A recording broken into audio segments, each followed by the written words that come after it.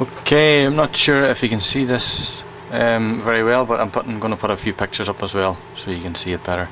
This is for the CNC 3020 machine, the one you get from China. I got this one on eBay. Settings are slightly different from the ones that the people you buy off supply you with, which are for Mach 3. Even the ones that they give you for Mach 3 don't work exactly. They're slightly off. They're about half or double. I can't remember exactly what they are, but they're not quite right. Your machine either goes twice as far as it should, or it goes half as far as it should. I can't remember. These are the settings that I've basically settled on. Gives an average, pretty good average speed, and seems to work pretty well. The only one thing I will say, after you've got this all set up, the next thing you get is your excuse me, your pins. Obviously these will be maybe different for your machine depending on what way you wire it. I'm not sure, but this is the way I've got mine set up anyway. The only thing I will say, my limit switches are wired just straight onto the parallel cable, because the controller doesn't have any inputs for limit switches, so I've just wired them, basically just spliced my parallel cable and wired them straight onto it. It's not very safe, but it does the job. So yours might be different. I just metered mine out to find which pin was which and stuck them in. It seems to work okay. So onto the axis configuration. Again, these down here, this will be different for your machine depending on what sort of limit switches, if you're using limit switches or whatever. This seems to work for me. My limit switches are quite big, so they take up quite a bit of the table. Again, yours are going to be different. Steps per revolution. I got an email from the guy who said it was an 8 microstepping controller. I'm not sure if it is or not, but I had to take his word for it, so I've put in 8 here. 400,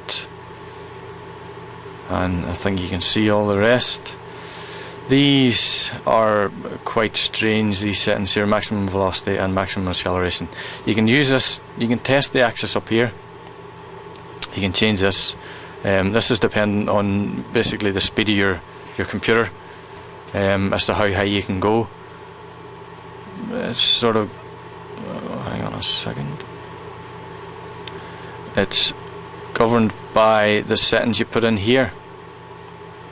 So your step time, and also you run a test and it gives you a number, and you're supposed to put that number in here. So that determines how fast your machine's going to be able to work. The only problem is when you test your axis in this configuration program, it works fine, your machine flies, it goes really fast, you think everything's brilliant, this is super. So you get it going as fast as it can, it looks brilliant. Save the settings. When you actually fire up EMC, it doesn't work at all. Basically it stops, missteps, resonates. It's horrible. So it's basically trial and error.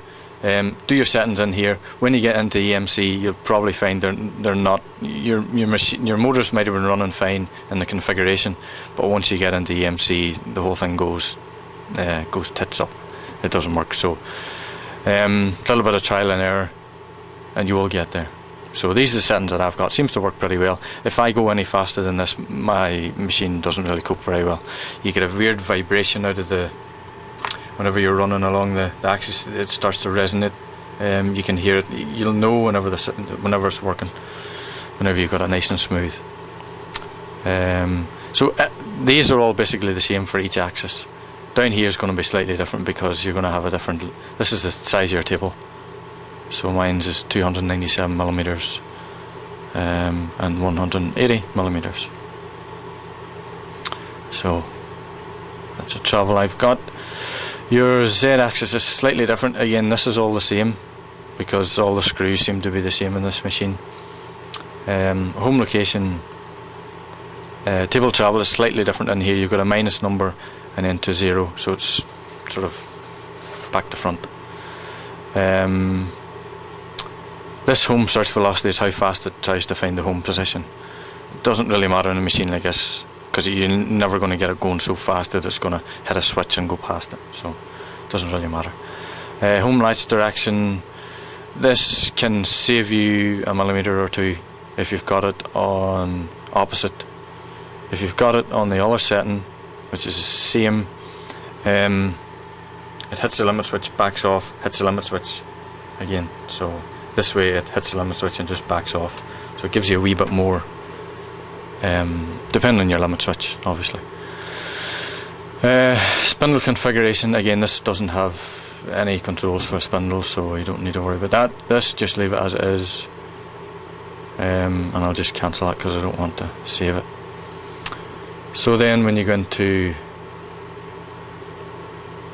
EMC, take control of your machine, switch it on. Down here, jog, I don't know if you can see this actually, probably not. Down here, jog speed, you can put that right the way up and your machine will start to move. Now you'll see, again, if you know this, just forget about it and stop watching now. But it took me a wee bit to figure this out. Basically, down here you will see a yellow line. So the minute it thinks my machine is at the origin, which plainly it's not. It's way up there in the middle of the table. It's the origin down here. Okay. So what I had to do before it fitted my limit switch was jog it all over, try and get it lined up as best I could, and home each axis individually. Now with the limit switches on, all you do is hit home all and it automatically finds the home position. Saves quite a bit of time actually. And like I said before, it's accurate enough for the stuff I do. These switches aren't supposed to be accurate, but probably within maybe 0.2 of a millimeter it's accurate too, so it's okay. For me, it's okay. As long as you leave yourself a couple of millimeters inside your travel for your table travel, so you're not going right up to the stop, you'll be fine. So this is it, just finding the home position, and you can see on the screen it thinks it's going away down here, but it's not actually. So once it decides it's hit the limit, it'll stop.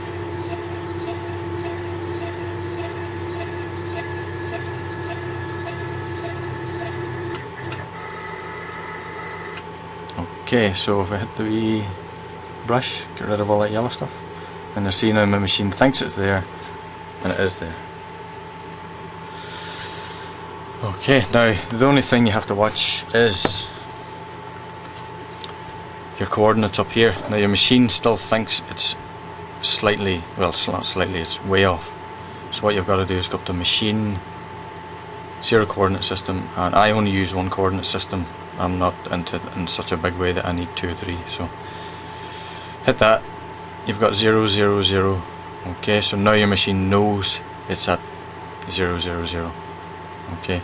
Otherwise, if you're starting a job, if you want to start a job in the same position a few times over, and you don't hit that for one of them, it's quite hard to find a position on the table. So get into the habit of resetting it every time you home your machine. And basically all you do is find your workpiece wherever you've set up your workpiece on the machine. So say for instance the piece I'd designed had the origin maybe here, and the Z position, I'll do that in a wee minute. So basically you go to your X, touch off, hit OK, Y, touch off, and you'll see the piece move to where the origin is. Okay, now this is obviously, I'm not going to cut this because it's way outside. You'll get a warning if you try and run that. Then what you do is take your Z position, Z axis down till it touches your piece, touch off, and then it thinks it's right sitting on top of the piece. And you've got your origin at 0, 0, 0. Okay, so that's basically it. That's the settings I use for EMC. Hope that's of help to some people. Thank you.